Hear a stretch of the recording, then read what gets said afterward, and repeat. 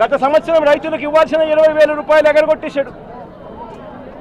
ఈ సంవత్సరం కూడా జూన్ 10వ తారీఖున మోడీ గారు ఇవ్వాల్సింది ఇచ్చేసింది, చంద్రబాబు నాయుడు గారు ఇవ్వాల్సింది మాత్రం ఎగరగొట్టిన పరిస్థితుల మధ్య ఈరోజు రాష్ట్రంలో వ్యవసాయం జరుగుతూ ఉంది. రైతు పరిస్థితి అధ్వానంగా,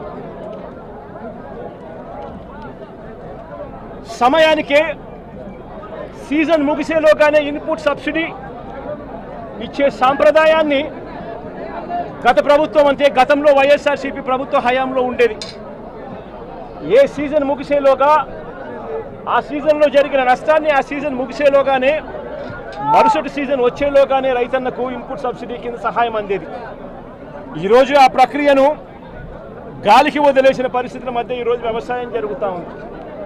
వైఎస్ఆర్సీపీ ప్రభుత్వ హయాంలో అంటే మా ప్రభుత్వ హయాంలో రైతులకు పంట వేసిన తర్వాత ఆ పంట నష్టం పోతుంది అన్న భయం లేకుండా రైతులకు ఉచితంగా పంటల బీమా చేసి ప్రతి ఎకరాను ఈ క్రాప్ చేసి ఆర్బీకేల ఆధ్వర్యంలో పారదర్శకంగా రైతులకు ఉచిత పంటల బీమా వైఎస్ఆర్సీపీ ప్రభుత్వం అమలు చేస్తే చంద్రబాబు నాయుడు గారు ప్రభుత్వం వచ్చిన తర్వాత ఆ ఉచిత పంటల బీమా ఎత్తివేసిన పరిస్థితుల్లో ఈరోజు రాష్ట్రంలో వ్యవసాయం కనిపిస్తూ ఉంది.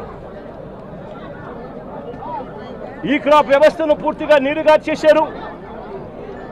దళారీలు లేకుండా పంటలు కొనుగోలు చేసి ఆర్బీకే వ్యవస్థను నీరుగార్చిన పరిస్థితులు ఈరోజు రాష్ట్రంలో చూస్తూ ఉన్నాం.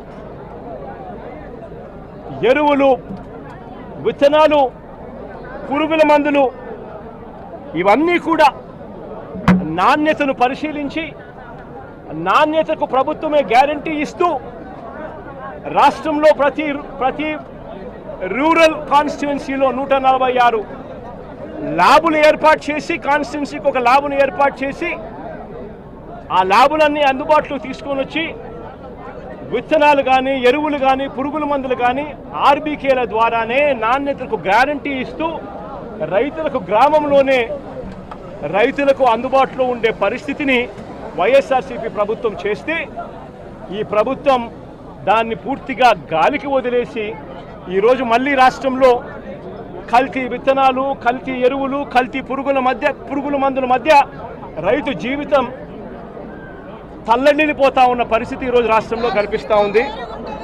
మేము తీసుకొచ్చిన ల్యాబులు ఈరోజు నిర్వీర్యం చేస్తూ ఉన్న పరిస్థితుల మధ్య ఈరోజు రాష్ట్రం కనిపిస్తూ ఉంది.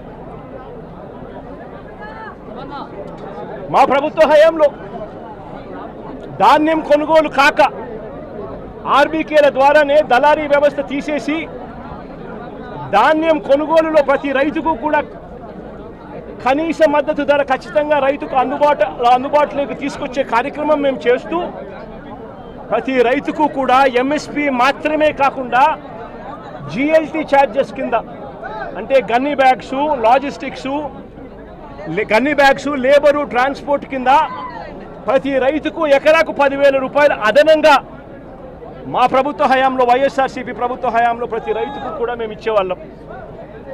ఈరోజు రైతుకు గిట్టుబాటు ధరలు రాని పరిస్థితి, ధాన్యం కూడా 300 రూపాయలు ఎంఎస్పీ కన్నా తక్కువ రేటుకు కొనుగోలు చేసిన పరిస్థితి, రైతు అమ్ముకున్న పరిస్థితి దళారీలకు.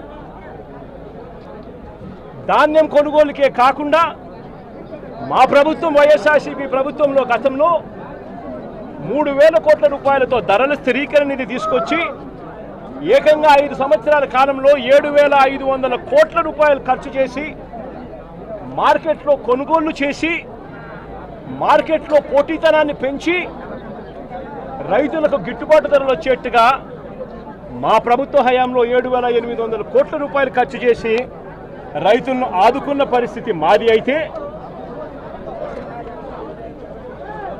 కేంద్రం ప్రకటించిన పంటలకే కాకుండా మిరప, పసుపు, ఉల్లి, చిరుధాన్యాలు, అరటి, బత్తాయి, టొమాటో వంటి పంటలకు సైతం ఎంఎస్పీని ప్రకటించి రాష్ట్ర ప్రభుత్వమే దాన్ని ఆర్బీకేలలో దాన్ని పోస్టర్లు వేసి పెట్టి ఆర్బీకేలలోనే అక్కడే పనిచేస్తూ ఉన్న అగ్రికల్చరల్ గ్రాడ్యుయేట్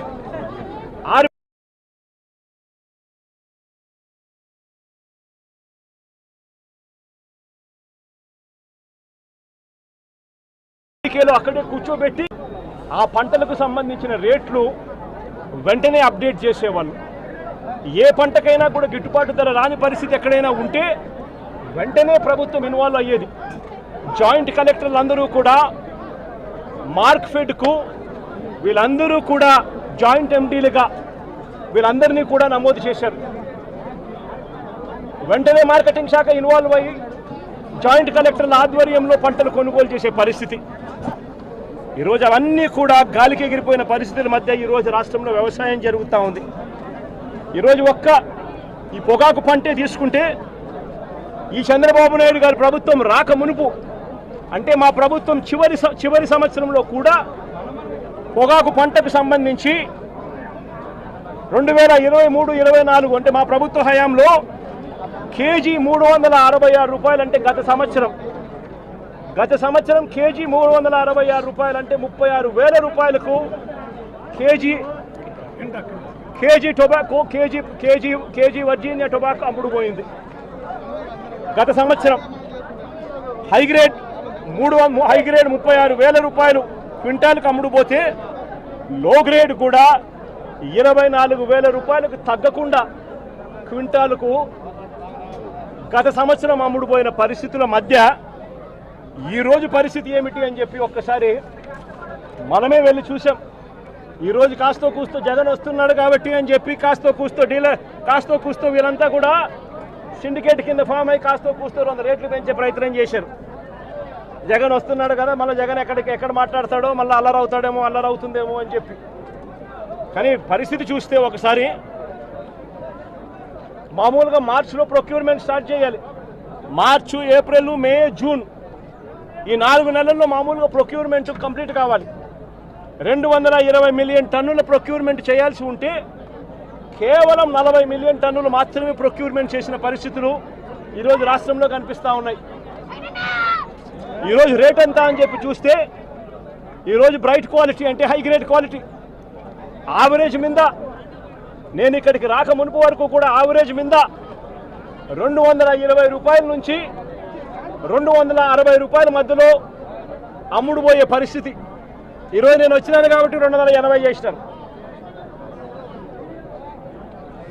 రైతులకు హై గ్రేడ్ క్వాలిటీ యావరేజ్ 240-250 రూపాయలు కూడా హై గ్రేడ్ వెరైటీకి రాని పరిస్థితిలో ఈరోజు రైతు పొగాకు అమ్ముకుంటా ఉన్నాడు. గత ఏడాది ఇదే హై గ్రేడ్ క్వాలిటీ బ్రైట్ క్వాలిటీకి 366 రూపాయలు కేజీ అమ్ముడుపోయింది. అంటే 36,600 రూపాయలు క్వింటాలు. ఈరోజు సగటున హై గ్రేడు 240-250కి పోతా ఉంది. ఇక లో గ్రేడ్ పరిస్థితి చూస్తే